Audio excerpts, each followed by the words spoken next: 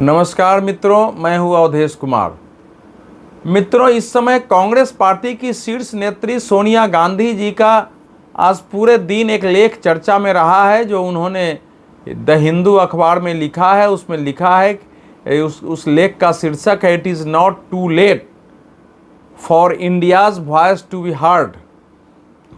यानी भारत की आवाज़ सुनी जाए, इसमें देर नहीं हुई है।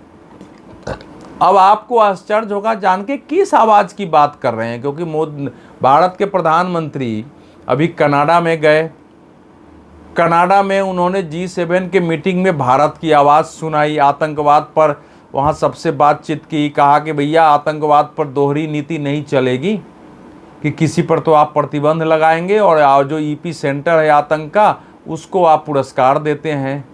वहाँ बोल के आए। उसके पहले साइप्रस में गए और साइप्रस की जिस भूमि को तुर्की कब्जा किए हुए था वहाँ तक देखने गए। फिर वहाँ ट्रंप साहब से, जो डोनाल्ड ट्रंप अमेरिका के राष्ट्रपति से जो उनकी बातचीत हुई 35 मिनट के, उसमें भी उन्होंने खड़ी खड़ी बातचीत की। तो भारत का वॉइस कहाँ नहीं सुना जा रहा है? क्या सोनिया जी को ये बात, भारत की आवाज़ नहीं सुनाई दे रही है? नहीं, ये आवाज़ उनके लिए नहीं है। क्यों नहीं है? क्योंकि अभी तक तो कह रहे थे कि ट्रंप का फ़ोन आया, ट्रंप के दबाव में सीज़ फायर कर दिया। अब मोदी जी ने ट्रंप को बताया कि भाई 22 अप्रैल को पहलगाम के हमले के दिन आपका मेरे पास फ़ोन आया था और आपने मेरे को उस दिन जो है कहा था आतंकवाद के विरुद्ध हम भारत के साथ है। उसके बाद तो हमारी आपकी भारत पाकिस्तान या कश्मीर या इस विषय पर कोई बात हुई ही नहीं, कभी चर्चा ही नहीं। उसमें न ट्रेड डील की चर्चा हुई, न सीज़ फायर की हुई। बात कहाँ से आ गई? आपके तो उपराष्ट्रपति जी जरूर एक फ़ोन किए थे और उन्होंने कहा था कि पाकिस्तान हम पर गोला जो है दागने वाला है, बड़ा हमला करने वाला है। तो उन्होंने कहा कि ठीक है, अगर वो गोला दागेगा तो मैं महागोला से उसको उत्तर दूंगा। तो ये सोनिया जी को इसलिए नहीं अच्छा लगा होगा, या प्रियंका वाड्रा जी को, राहुल जी को और उनके समर्थकों को, क्योंकि इसमें तो इनकी ही बात का खंडन हो रहा है। क्योंकि ये प्रधानमंत्री, इनको लगता था कि ट्रंप के विरुद्ध तो ये बोलेंगे ही नहीं, वो ट्रंप को ही सुना कर आ गए। तो कहाँ की आवाज़ की सोनिया जी बात कर रही हैं? तो सोनिया जी ये मान रही हैं कि भारत को इस समय ईरान पर इजराइल के हमले का विरोध करना चाहिए, स्पष्ट रूप से खड़ा होना चाहिए, उसकी निंदा करनी चाहिए। उन्होंने अपने लेख में लिखा है कि कांग्रेस पार्टी ने ईरान पर इजराइल के हमले की निंदा की है और इसके दूरगामी परिणाम होंगे। भारत को उठना चाहिए, कूटनीतिक तरीके से आगे आना चाहिए। क्यों भाई, क्यों आना चाहिए? किस लिए आना चाहिए? क्या भारत ने इजराइल के हमले का देश के रूप में समर्थन किया है ईरान पर? क्या भारत ने कहीं ये कहा है कि इजराइल का हमला ईरान पर ठीक है? भारत ने रूस यूक्रेन युद्ध पर जब न तो यूक्रेन का साथ दिया न रूस का साथ दिया, तो भारत इजराइल ईरान में कैसे दे सकता है? वो इजराइल जो हर समय हमारे साथ रहा है, खुल के साथ रहा है, चाहे आतंकवाद का मुद्दा हो, कश्मीर का मुद्दा हो, चाहे युद्ध के समय हथियार देने का हो, इंटेलिजेंस देने का हो, एग्रीकल्चर के क्षेत्र में जो है, कृषि क्षेत्र में तकनीक का ज्ञान देने का हो, वो सब में हमारे साथ रहा है। तो अब ये समस्या ये है कांग्रेस पार्टी की इस समय, कि इस समय फिर एक होड़ लगी हुई है। जब हमास इजराइल युद्ध हुआ तब भी यही होड़ लगी थी कि हमास का समर्थन कौन कर रहा है फिलिस्तीन के नाम पर, और सब में होड़ लगी थी। प्रियंका वाड्रा तो एक झोला ही ऐसा टांग के ले आई थी जो फिलिस्तीनियों का झोला माना जाता है, जो जो जो जो दिखाई दे रहा था। और आप देख रहे थे उस समय इनके ट्वीट हो रहे थे, इनका हार्ट ब्लो कर रहा था। तो अब इन लोगों की जो नीति है, जरा उसकी पहले सच्चाई देखिए, फिर आपको मैं बात करूंगा। सोनिया गांधी जी यूपीए की चेयरपर्सन थी। यूपीए में सुपर प्रधानमंत्री उनको हम थे ही मानते थे, क्योंकि प्रधानमंत्री मनमोहन सिंह जी थे, लेकिन ऑर्डर तो वहाँ से होता था, फाइलें पहले वहाँ जाती थी, वो देखती थी सारे क्रूशियल फाइल, वहाँ से सरकारें चलती थी, नीति वहाँ से बनती थी। उनके सरकार के काल में 2010 में भी अमेरिका ने ईरान पर न्यूक्लियर, जो अभी जिसके लिए लड़ाई हो रही है, अभी जिसके लिए उस पर दबाव है कि वो न्यूक्लियर वेपन न बनाए या नाभिकीय, या जो आप परमाणु कहते हैं, परमाणु हथियार न बनाए, उस समय भी यही चल रहा था। अमेरिका ने उस पर बैन लगाया था। और इसके बाद इंटरनेशनल एटॉमिक एनर्जी एजेंसी जो वियना में अंतर्राष्ट्रीय आणविक ऊर्जा एजेंसी है, उसमें ईरान के विरुद्ध एक प्रस्ताव आया कि उसको न्यूक्लियर वेपन न बनाए, उसको रोका जाए और उसके विरुद्ध प्रस्ताव पारित करके उसको घेरा जाए। यूपीए सरकार ने, अब आज तो करें अमेरिका का दबाव है, अमेरिका ने बातचीत की और यूपीए सरकार उस समय जो थी, भारत ने ईरान के विरुद्ध आईएईए में मतदान कर दिया ईरान को घेरने के लिए कि ईरान को परमाणु बम बनाने का अधिकार नहीं है और बनाएगा तो उसके साथ क्या क्या सजा हो सकती है, और उसके विरुद्ध प्रस्ताव पारित कर दिया। उसके बाद यहाँ की कम्युनिस्ट पार्टियों ने इनके खिलाफ पूरा अभियान चलाया कि ये जो है अमेरिका की नीति के सामने झुक गए हैं, अमेरिका का बैन है, ईरान के साथ हमारे पुराने संबंध हैं। तो उस समय आपने तो प्रस्ताव पारित कर दिया, वो किसके पक्ष में था? वो क्या ईरान के पक्ष में था? बल्कि ईरान उसके बाद गुस्सा भी हुआ। ईरान ने अपना एक भारत के विरुद्ध जो है अयातुल्लाह अल खमेनी ने और बाद में अहमदीनेजाद ने, ठीक है वो पूरी तरह भारत के विरुद्ध नहीं जा सकते थे, लेकिन उन्होंने बयान तो दिया था। अब 2010 का मैं बाद में वो बयान पढ़ के सुनाऊंगा कि कश्मीर पर खमेनी ने उसके बाद क्या बोला था। तो वो इनको याद नहीं आता है इस समय, और ये बातें याद आ गई। दूसरा, भाई इजराइल जब देश बना था तो उसको मान्यता तो भारत की ही दिया था, उस समय कांग्रेस की ही सरकार थी, उखाड़ देते, इजराइल को नहीं मानते तो करेंगे नहीं, हमने इजराइल को मान्यता तो दिया लेकिन हमने उसको हमले के लिए तो नहीं कहा। अब दूसरा एक उदाहरण लीजिए, जब हमास ने 2023 अक्टूबर में जब हमास ने इजराइल में हमला किया, वो डेट में उस 7 अक्टूबर डेट था, सॉरी 7 अक्टूबर को जब हमास ने 2023 को इजरायली घुस करके बच्चों को, महिलाओं को, सबको 1200 लोगों को खुलेआम काट दिया, बंधक बना के ले गए, तब कांग्रेस पार्टी ने एक बयान हमास के विरुद्ध नहीं दिया। और जब इजराइल ने इसका बदला लेने के लिए हमास पर आक्रमण किया तो पूरे देश में कांग्रेस पार्टी, बाकी आप देख लीजिए कितने ट्वीट पड़े हैं। तो ये क्या है, ये मुस्लिम प्रेम क्या है? ये मुसलमान भी, सारे मुसलमान आप देखिए, सऊदी अरब कहाँ हमास के समर्थन में खड़ा है, वो तो इजराइल का नहीं विरोध कर रहा है। संयुक्त अरब अमीरात कहाँ हमास के समर्थन में है? जॉर्डन कहाँ हमास के समर्थन में है? कितने देश हमास के समर्थन में है? लेकिन भारत में कांग्रेस पार्टी को बड़ी चिंता हो जाती है। एक बने उनको ये कैसे लगता है कि भारत के मुसलमान हमास हमास अगर इजराइल यहूदियों को निरपराध, छोटे छोटे बच्चे, महिलाएं, बूढ़े, सबको घुस करके और अंधाधुंध तरीके से मारा, काटा, उड़ा दिया। और कैसे कैसे हुआ है, गर्भवती महिला के साथ बम लगा के उड़ा देना, कैसे क्या क्या कहानियां हैं उनके निर्दयता की, जो मतलब दरिंदगी भी उसके साथ छोटे पड़ जाती है। लेकिन उसकी आलोचना नहीं करेंगे ये। अब भारत क्या करे इसमें? अब आते हैं तीसरे बिंदु पर। ईरान का स्पष्ट कहना है कि इजराइल को इस धरती पर रहने का अधिकार नहीं है। ये ईरान के जो अभी मुख्य नेता हैं, मजहबी नेता कहिए, इस्लामिक क्रांति के जो शीर्ष पुरुष हैं, और वो हैं अयातुल्लाह अल खमेनी, जो इस समय पेजेस्कियन साहब उनके राष्ट्रपति हैं, वो भाषण दे चुके हैं कि ईरान का नामो निशान धरती से मिटा देंगे। इसके पहले अहमदीनेजाद साहब थे, उन्होंने भी यही कहा। और वो न्यूक्लियर बम बनाना क्यों चाहता है? ईरान का कहना है कि जिस दिन हमने न्यूक्लियर बम बनाया उसी दिन ईरान ख़त्म हो गया। वो इस्लाम के नाम पर बम बना रहा है कि हमारा ये बम जो है इस्लाम के नाम पर होगा, इस्लाम की भूमि पर ये जो है नापाक कर रहा है, ये हमारे भूमि को अपवित्र कर रहा है, इसलिए यहूदियों को रहने का अधिकार नहीं, इजराइल को ख़त्म कर देना है। क्या सोनिया गांधी, पूरी कांग्रेस पार्टी को ईरान की यह नीति सही लगती है? क्या कभी इसके विरुद्ध एक बयान आपने दिया है वहाँ?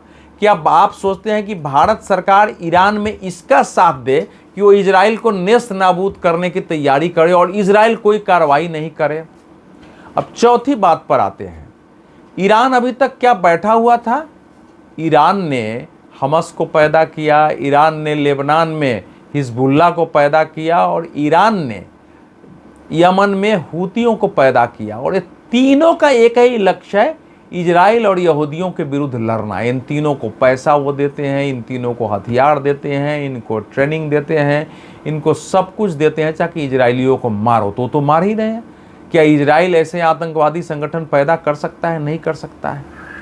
तो क्या भारत को ईरान की इस भूमिका में साथ देना चाहिए कि हम ईरान करें? भारत की नीति है कि हम युद्ध नहीं चाहते हैं, युद्ध किसी समस्या का समाधान नहीं है। ठीक है, युद्ध किसी की समस्या का समाधान नहीं है, तो एक प्रिंसिपल है ये। वो कोई भी युद्ध होगा उसके बारे में भारत यही कहेगा। भारत शांति का समर्थक है, वो यही कहेगा। लेकिन भारत इस समय इजराइल का विरोध नहीं कर सकता है, क्योंकि इजराइल अगर हमला नहीं करता तो इस समय ईरान जिस ढंग से इजराइल अगर हमास को नहीं मारता, हूती को नहीं मारता, इजराइल अगर हिजबुल्ला को नहीं मारता, तो ये सब मिलकर इजराइल को मारते, खत्म करते। मार ही रहे थे, लगातार डेली युद्ध हो रहा था, वो मारते। और इनके परमाणु वैज्ञानिक, इनके जो लोग थे, ये भी वही कोशिश कर रहे थे कि उसका कहाँ निशाने पर है। पूरी तैयारी ईरान की इजराइल को सामने रख के थे कि इजराइल का परमाणु ठिकाना कैसे तोड़ेंगे, उसके डिफेंस को कैसे खत्म करेंगे, फलाने भवन को कैसे उड़ाएंगे, वहाँ के नेताओं को कैसे मारेंगे, ये सब कर रहा था वो। इसकी आलोचना नहीं कर रहे हैं ये। और बड़े भारत के मुसलमानों का वोट हमको मिल जाए, इसके लिए हम कुछ भी करने को तैयार हैं। ये शर्मनाक है ये। चाहे वो अखिलेश यादव जी हो, सोनिया गांधी हो, प्रियंका वाड्रा हो, राहुल गांधी हो, ये सब जो कुछ अभी कर रहे हैं, क्या ऐसे देश चलेगा कि ईरान हमारा दोस्त है और इजराइल क्या हमारा दुश्मन है? अमेरिका क्या हमारा दुश्मन है? अमेरिका अपने स्वार्थ के लिए काम कर रहा है। और मुझे तो नहीं याद है कि एक बार भी यूपीए सरकार के पूरे कार्यकाल में अमेरिका की किसी नीति का वर्णन हुआ हो। क्या सोनिया गांधी जी ने यह लेख इसलिए इस समय लिखा है, या इसलिए वो कह रहे हैं कि भारत की नीति ठीक नहीं है? क्योंकि अगर वो मारना चाहता है तो ये इजराइल मारे ही नहीं।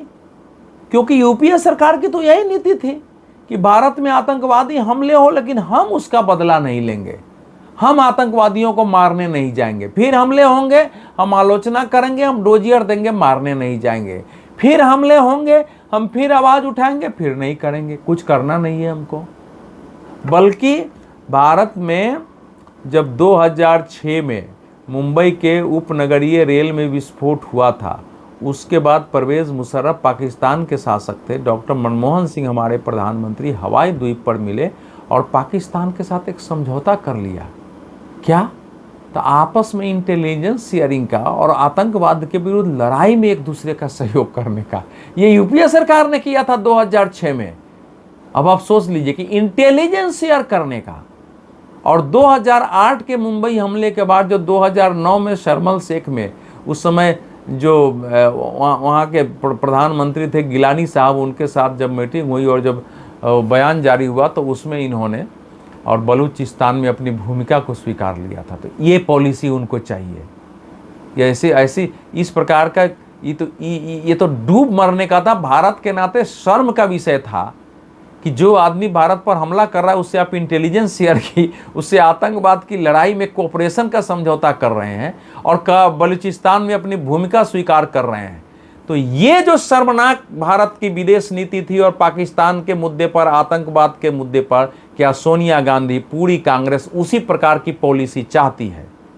ये क्लियर करना चाहिए इनको। क्या ये चाहते हैं कि ईरान न्यूक्लियर बम बनाए और वो इजराइल को खत्म कर दे, घोषित कर दे? उसकी तो घोषणा ही है। और ईरान हमारा दोस्त रहा है। कब दोस्त रहा है भाई? एक बार 1994 में अवश्य यही स्थिति थी जब नरसिंह राव प्रधानमंत्री थे। तो उस समय चूंकि सोवियत संघ का विघटन हो गया था, पाकिस्तान की ओर पूरी, अमेरिका पाकिस्तान के साथ, चीन पाकिस्तान के साथ, वो पूरी कोशिश में था कि कश्मीर को उस ढंग से मुद्दा बहुत बड़ा बनाया जाए, ओआईसी में ले जाया जाए। ओआईसी प्रस्ताव पारित करती थी। तो भारत ने उस समय जो वहाँ के राष्ट्रपति थे रफसंजानी, तो रफसंजानी साहब ने उस समय जरूर भारत का साथ दिया था और वो प्रस्ताव पारित नहीं हुआ था। लेकिन कश्मीर पर ईरान का वही स्टैंड है जो कई मुस्लिम देशों का स्टैंड है कि वो मुस्लिम क्षेत्र है, और ये उसने कभी छुपाया नहीं है। ओआईसी में वो जब भी कश्मीर के विरुद्ध प्रस्ताव हुआ है, ईरान ने उसको समर्थन भी किया है। अब मैं आपको एक बयान 26 जून 2017 को है, जो आयतुल्लाह अल खमेनी साहब का है। सभी को यमन, बहरीन और कश्मीर के लोगों का खुलकर समर्थन करना चाहिए। आयतुल्लाह खामेनी माने मुस्लिम दुनिया को बहरीन, कश्मीर, यमन आदि को खुलकर समर्थन करना चाहिए और रमज़ान में लोगों पर हमला करने वाले उत्पीड़कों और अत्याचारियों को नकारना चाहिए। ये उन्होंने ईद उल फितर का जो भाषण दे रहे थे उसमें उन्होंने भाषण दिया था। और 2010 में जब हम आपको बता रहे हैं कि जब IAEA में ईरान के खिलाफ वोट दिया था, तब भी आयतुल्लाह खमैनी ने ठीक इसी प्रकार का बयान 2010 में दिया था, जब उन्होंने गाज़ा, इराक, अफ़गानिस्तान, पाकिस्तान के साथ कश्मीर का जिक्र किया था। ये उनका ये बयान था और उसी समय बयान था।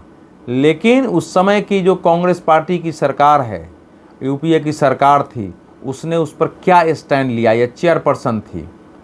और ये ज़रूर बताना चाहिए इनको, क्योंकि ये कहना कि ईरान पर भारत खुल के बोले और उस पर करे, तो ये भी बताना चाहिए कि जब ईरान ने इस प्रकार से जो है आयतुल्लाह अल खमेनी ने जब इसको बाकी चीज़ों से तुलना की थी, बोस्निया से बाकी से तुलना की थी, तब इन्होंने क्या स्टैंड लिया था कि यह मानते हैं। अब उसके अनेक मैं आपको सुना सकता हूं, जब बाजाप्ता जो है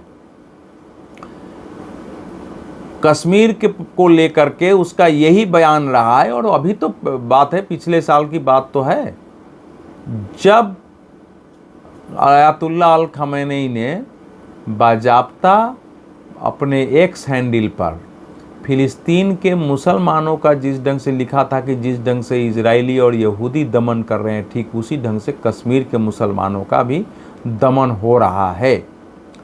तो ये उसका स्टैंड रहा है। तो हम लोग कैसे मान ले भाई, पाकिस्तान के साथ उनको एक लड़ाई है, पाकिस्तान के साथ है भी नहीं भी हैं, क्योंकि उनका इतना ही है कि वहाँ सुन्नी मुसलमान शिया पर हावी न हो जाए। इसलिए सोनिया गांधी का ये जो बयान है, ये भारत के नीतियों के विरुद्ध है। वो संविधान की बात करें, प्रियंका वाड्रा ने उसी को आगे बढ़ाया है कि भारत के संविधान की ये बात कर रहे हैं। हमारे यहाँ भाई भारत का संविधान भारत के लिए है, उसके आज़ादी के जो हमारे लक्ष्य थे वो क्या थे, उस पर बात कर रही है।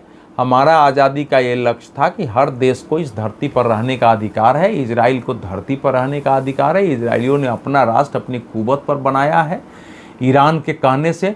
और सोनिया गांधी नहीं देख रही हैं कि सऊदी अरब, संयुक्त अरब अमीरात, जॉर्डन ऐसे देश भी खुलकर ईरान के साथ नहीं आ रहे हैं, इराक नहीं आ रहा है ईरान के साथ। और भारत को झंडा उठा लेना चाहिए। जिस पाकिस्तान के प्रति ईरान को गर्व था, वो जाकर के तो ट्रंप साहब के बाद वो गदगद हो गया है, वो चुप बैठा है और भारत झंडा उठा ले इसके विरुद्ध। ये मुस्लिम वोटों के लिए, ये मुस्लिम परस्ती जिसको सही मुसलमान भी अच्छा नहीं मानेंगे, ये कांग्रेस की कौन सी नीति है। तो इससे ये लगता है ये देश को तय करना चाहिए कि क्या कांग्रेस पार्टी को दूसरे समुदाय का वोट नहीं चाहिए। मैं समझता हूं कि मुसलमानों में भी जो समझदार लोग हैं, ये कतई नहीं मानेंगे कि इजराइल को धरती पर रहने का अधिकार तय करने का जो जिम्मा है वो उन्होंने ईरान के आयतुल्लाह अल खमेनी को दे दिया है। और वो जो परमाणु बम बनाएंगे वो इस्लामिक बम होगा और वो भारत के खिलाफ शायद नहीं जाएगा। कैसी बात कर रहे हैं ये। तो मित्रों, आप तय करिए कि कांग्रेस पार्टी की ये क्या नीति है, सोनिया गांधी के इस लेख के क्या मायने हैं। इस समय मुस्लिम वोट कांग्रेस को मिल रहा है क्योंकि राष्ट्रीय स्तर पर मुसलमानों के अंदर भाजपा को लेकर के एक जो भाव है कि शायद ये हमारी विरोधी पार्टी है, जबकि वो ऐसी है नहीं। तो हमको भाजपा को हराने के लिए जो कट्टरपंथी मुसलमानों ने उसमें कांग्रेस का समर्थन कर रहे हैं, उस समर्थन को मजबूत करने के लिए इन्होंने ये बयान दिया है। इनका न ईरान से कोई लेना देना है, न इनका इजराइल से कोई लेना देना है। और समस्या यह है कि भारत चूँकि मुखर होकर आतंकवादियों को मार रहा है, अपनी बात कर रहा है, जो ये झूठ फैलाए थे ट्रंप पर, उस पर जाके मोदी ने मुखर होकर बोल दिया है। तो अब कोई एक इशू बनानी है। बहुत बहुत धन्यवाद।